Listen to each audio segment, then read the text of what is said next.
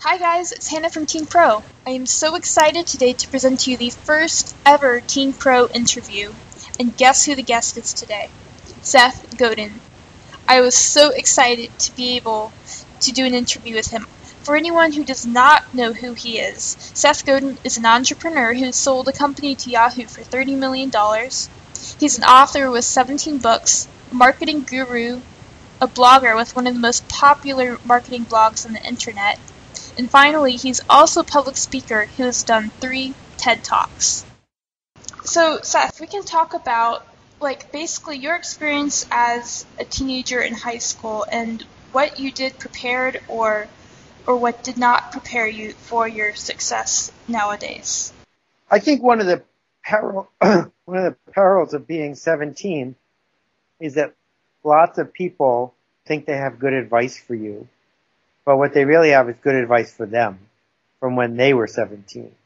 So if I wasn't talking to you, if I was talking to me when I was 17, there's a whole bunch of things I would tell him. But I got no standing to tell you anything about what I did that worked because I'm not you. Right. I'd rather talk about universal concepts that we're seeing working today, not 20 years ago or 30 years ago, that are really changing things for people who want to make a difference who just happen to be in high school. So can I talk about that instead? Sure, that'd be great. Here you are. Where are you? North Carolina somewhere? Wilmington, North Carolina. Broadcasting all over the world for free in a really generous way. Not to sell anybody anything, but to make a difference. That's impossible. That's brand new. It has never been done before, and it is changing the world. And it's when people like you stand up and say, here, I made this, or say, what do you think? Or say, follow me. That is the future. That is what is preparing you for a successful life. Yeah, I think that's a really great point. Like, me and people my age, we don't really understand that Google and the internet is like a new thing. Like, I was born the year Google was founded, and it's just crazy to think of a world where people could not connect to each other. So I guess in this connected age, what are some tips you have? You obviously have mastered the craft of finding followers and engaging with your audience, and so I guess what are some tips to young people these days who want to find a following or stuff like that? Here's what everyone tells you. Here's what 17 magazine tells you, and here's what commercials tell you, and here's what guidance counselors tell you, and here's what your friends tell you. They all tell you should fit in. They all say you shouldn't do anything that people will notice. They all say you should do what everybody else says because they care about you and they don't want your feelings to get hurt. But no one wants to connect to a boring person, and no one wants to follow someone who's the same as everyone else. So the secret is do stuff people don't like. Do things that they think might not work. Stand up. Speak up. Do things for other people when there's nothing in it for you. That when we take these acts of generosity and do these things that are noteworthy, some people will want to follow us and interact with us because we care. And that goes against the teenager code. It goes against everything they teach you in teenager school. Yeah, definitely. But you can speak up now if you want to. And the amazing thing is that the colleges understand this. I'm very surprised that they understand this, but they do.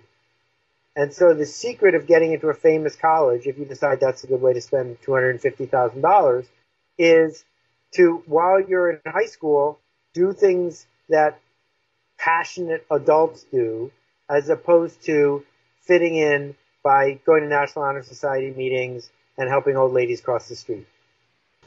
Right. That's a really good point. I'm just curious, some people these days are saying, Ivy League college, you just go there and then all the graduates go to, law or doctors. And I'm reading a book now called Smart People Should Build Things, and it's basically arguing that college graduates should go to startups and stuff instead of law school and becoming a doctor or a consultant. What is your view on colleges, like prestigious colleges, and career paths after that? Well, we're in a transition period where plenty of data shows that if you go to a famous college, and I use the word famous on purpose because there's no real evidence that they're better other than the fact that they're famous. If you go to a famous college, there's some data that shows you will make more money than if you don't. There is some evidence that shows you will get higher level jobs than if you don't, particularly if you don't go to any college at all. What I did after business school is I went to a startup. All my business school colleagues went to, not all of them, almost all of them went to consulting firms, big companies. They got a lot of money. I got almost no money, but I got great things. I got to discover how things work. And here's what I think I can tell you with certainty. It's harder every day to be a successful lawyer. And if you go and spend a day at a famous law firm, you will see how much pain those people are in and how hard it is to do their jobs. To sign up to go 3 more years into debt just to be in an industry that's dying as fast as that one is not something I would recommend unless you are passionate about being a litigator. Doctors, the doctor journey has traditionally been both esteemed and well rewarded. But as healthcare continues to become more expensive, it's going to be under an enormous amount of pressure to become less rewarded, which over time will make it less esteemed. So again, I think you should be a doctor if you can't bear to not be a doctor. But I'm not sure you should decide you're pre-med just because you think it's a safe, reliable way to impress people. So, when you're choosing a career path, would you recommend going where you think the money is or like following your passion? Because I think there's a good balance, but like where on the spectrum are you? Of like just analyze career trends or just do what you care about no matter what the money is? Well, first of all, I don't think anyone should ever go to where the money is. Right, I would agree. Number 2, I don't think you should wait until you're done with college. I started my first business when I was 14, but when I was in college, I co-founded the largest student-run business in the country. College is a great time to experiment. It's a great time to start things. And if you start a new project every 3 months for 4 years, you will have run 48 projects before you graduate from college. You will have a much better idea about what you're capable of, and you will have learned more than anybody else on campus. So I strongly recommend that. And then the last part of your question is, I think you should be passionate about what you do as opposed to be doing what you're passionate about. Okay. So, for example, what would an example of that be? An example of being passionate about what you do? Mm-hmm. Well, let's say you decide that of all the projects you do, one of the ones that really engaged you was something having to do with the hospitality business, Airbnb, something having to do with providing people a place to sleep. And you're able to get into a really well-run training program like at the Ritz-Carlton hotels. So what they're going to do is you're going to get a job maybe making up beds. Maybe you'll start by being at the front desk. Maybe you'll be shadowing the catering manager. Be passionate about that, because the best way to get good at it is to be passionate about it. That when people say, I'm passionate about music, and they go in the music business, they don't get to play music. They get to file contracts. That's not music.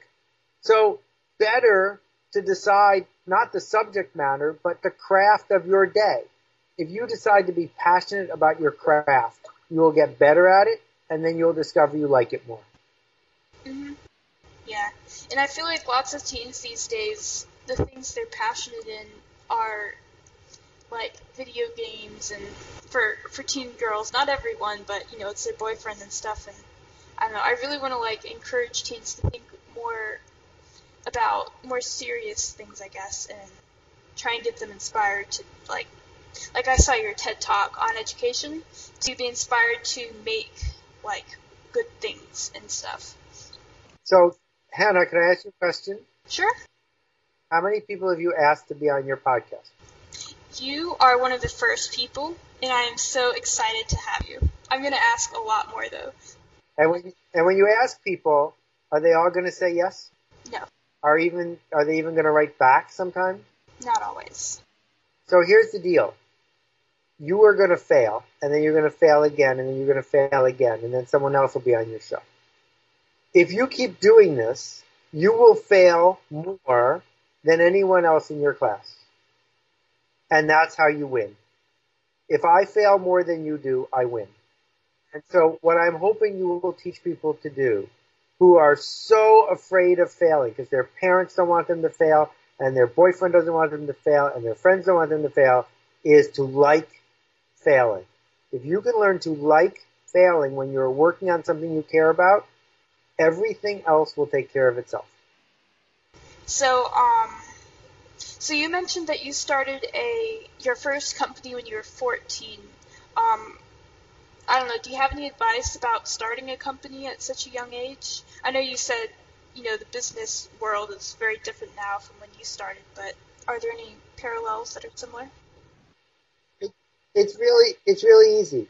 Find something that people want to buy and sell it to them, and then start. So I'll give you, 20 easy examples. Start a business where you go to people's houses, take pictures of their junk and sell it on eBay for them. Keep half the money. Start a business where you go to people's houses and take videos of everything they own so they can keep it in a vault in case their house burns down and they can get the insurance money. Charge them for that. Start a business where you organize carpools. Start a business where you organize babysitters. Start a business. We're never going to run out of things that you can start. And you just got to start something. It doesn't have to be original. Doesn't have to be unique. Doesn't have to make you a lot of money. It just has to be something you start. And then you can do it again. I am Hannah Wilson, and that was Seth Godin for the Teenpro podcast. Seth Godin is totally one of the most amazing people ever. You can buy his books on Amazon, watch his talks on TED.com, and read his blog at SethGodin.com. That was the first interview for Teenpro, and I am so excited for the future. Go to teenpro.net to listen to future podcasts, and if you're a teen, join the community. If you are not a teen, go to the Adults tab to learn how to support the Teenpro mission of empowering teenagers to change the world. Thanks so much for listening.